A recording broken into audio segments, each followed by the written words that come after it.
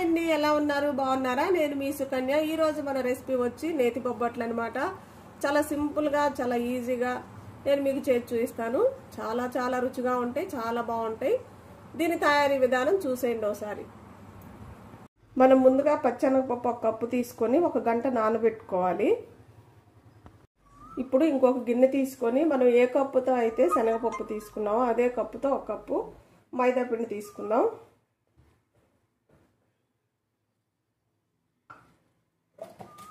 దీంట్లో కొంచెం ఉప్పు వేసుకుందాం, 1 చిటికెడు.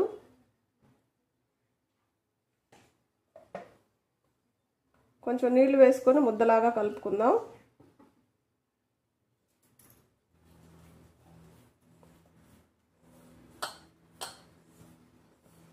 మనకి బయట కొన్నలాగా అంత రుచిగా ఉండాలని నేను మైదాతో చూపిస్తున్నాను. లేదంటే గోధుమ పిండితో కూడా చక్కగా చేసుకోవచ్చు. ఇంకోసారి చూపిస్తాను గోధుమ పిండితో.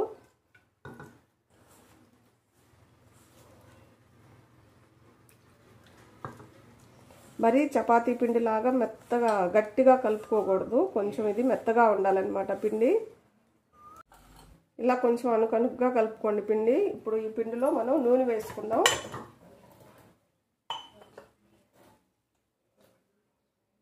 కొంచెం ఎక్కువ వేసుకోండి, 3 టేబుల్ స్పూన్ల దాకా నూనె వేసుకోండి. ఈ నూనెలో మనం ఈ పిండిని 1 గంట సేపు నానబెట్టాలి. 1 గంట సేపు పప్పు, 1 గంట సేపు ఈ మైదా నానబెడితే 2 కరెక్ట్గా సరిపోతాయి అన్నమాట.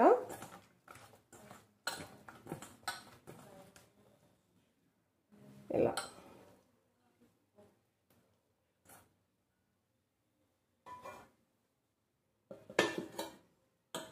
రెండు ఒకేసారి పప్పు మైదా రెండు ఒకేసారి రెడీ చేసుకోవచ్చు. మనం ముందు చక్కగా 1 గంట శనగపప్పు, 1 గంట మైదా నానబెట్టుకుంటే మనకు కరెక్ట్గా వస్తాయి అన్నమాట. చూసారు కదా, ఇప్పుడు మనం 1 గంట నానబెట్టుకున్నాం ఈ శనగపప్పుని. మెత్తగా నానిపోయినాయి. ఇప్పుడు వీటిని కుక్కర్లో వేసుకుందాం. కుక్కర్లో వేసుకొని పప్పు మునిగిన దాకా నీళ్లు వేసుకొని ఒక 2 విజిల్స్ వచ్చేదాకా విజిల్స్ పెట్టుకుందాం. మనం పప్పు 2 విజిల్స్ పెట్టి ఉడికించుకున్నాం. చూడండి, ఉడికిపోయింది. మరి మెత్తగా పేస్ట్ లాగా మాత్రం ఎక్కువసేపు ఉడికించకండి. ఇలా ఉడికితే చాలు. మనకు 2 విజిల్స్ అయితే కరెక్ట్గా సరిపోతాయి. నీళ్లు కూడా కొంచెం మునిగిన దాకే వేసుకోండి, సరిపోతుంది. ఇప్పుడు దీన్ని మెత్తగా మెదుపుకుందాం.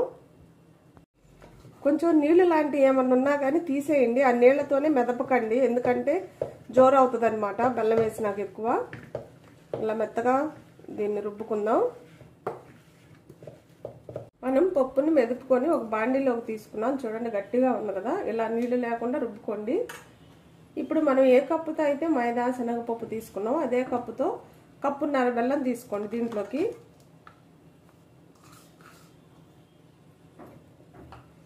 అప్పుడు కరెక్ట్గా స్వీట్ సరిపోతుంది. బాగా స్వీట్ కొంచెం ఎక్కువ తినేవాళ్ళు కరెక్ట్గా సరిపోతుంది. ఇప్పుడు ఇదంతా స్టవ్ మీద పెట్టి మనం ఉడికించుకోవాలి. 1 కప్పు శనగపప్పు, 1 కప్పు మైదా, 1.5 కప్పు బెల్లం అన్నమాట.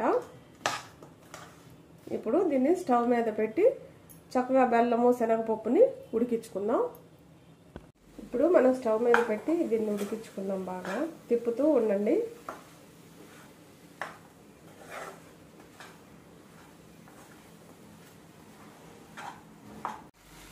చూసారు కదా, బెల్లం అంతా కరిగి బాగా ఉడికిపోతుంది.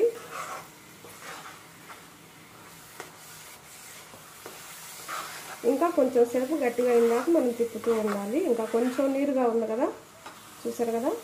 కొంచెం ఇంకొక 5 నిమిషాలు దీన్ని కలుపుతూ ఉందాం. చూసారు కదా, గట్టిగా అయింది కదా. ఈ టైంలో కొంచెం యాలకుల పొడి వేసుకోండి. అలానే కొంచెం ఉప్పు వేసుకోండి, 1 చిటికెడు. కొద్దిగా ఉప్పు. ఇప్పుడు 1 టేబుల్ స్పూన్ 2 టేబుల్ స్పూన్ల దాకా నెయ్యి వేసుకోండి.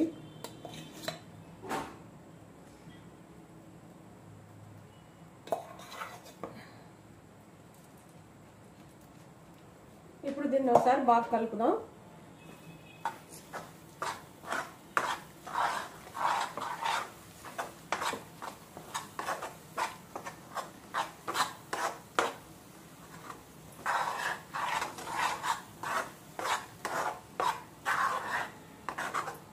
అంతే రెడీ అయిపోయింది. ఇప్పుడు స్టవ్ కట్టేసుకొని ఇది చల్లగా ఉనిద్దాం. చూసారు కదా, ఇది చల్లగా అయిపోయినాక ఇంకా గట్టి పడుతుంది అనమాట. మనకు ముద్దకు కూడా చక్కగా వస్తుంది. చూడండి, ఇప్పుడు ఇది పక్కన పెట్టుకుందాం. చూసారు కదా, చల్లగా అయిపోయింది అనమాట. ఇప్పుడు మనకు ముద్దకు కూడా వస్తుంది. ఇప్పుడు ఇలా ముద్దలు చేసుకుని ఒక ప్లేట్లోకి తీసుకుందాం. మనకి ఎంత సైజు కావాలంత ఇలా అన్నీ రెడీ చేసుకుందాం. చూసారు కదా, పిండి కూడా మనం గంట సేపు నానబెట్టుకున్నాం కదా. ఇప్పుడు ఇది ఒకసారి కలుపుకుందాం.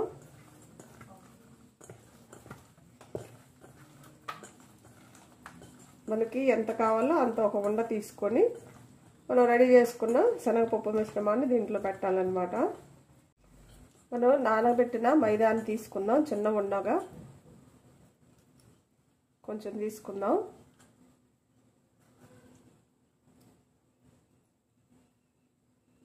కొంచెం ఇలా సాఫ్ట్గా ఉంటేనే మనకి బొబ్బట్లు అనేవి చాలా బాగుంటాయి. ఇప్పుడు ఇది చేతిలోకి తీసుకుందాం.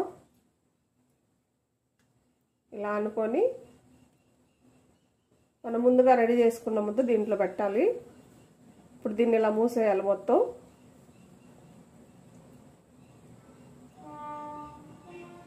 ఇప్పుడు మనం దీన్ని ఒక పేపర్ మీద పెట్టుకొని రుద్దుకుందాం. ఇలాంటి కవర్ ఒకటి తీసుకోండి. 2 ఉన్నా పర్లేదు, లేదా ఒకటి ఉన్నా ఇలాంటి కవరు తీసుకొని దీంట్లో వేసుకోండి. మనకి కవర్తో అయితే ఈజీగా వస్తుంది అనమాట. పల్సగా వస్తుంది, చాలా బాగుంటుంది. మందంగా లేకుండా చూసారా ఇలా.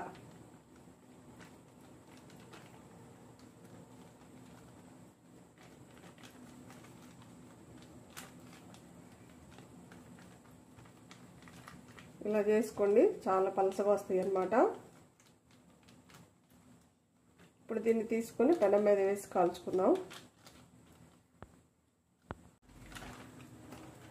చూసారు కదా, చక్కగా బొబ్బట్టు రెడీ అయిపోయింది. ఇది పెనం మీద వేసుకుందాం. ఇప్పుడు కొంచెం నెయ్యి వేసుకుంటూ మనం 2 వైపులా కాల్చుకోవాలి.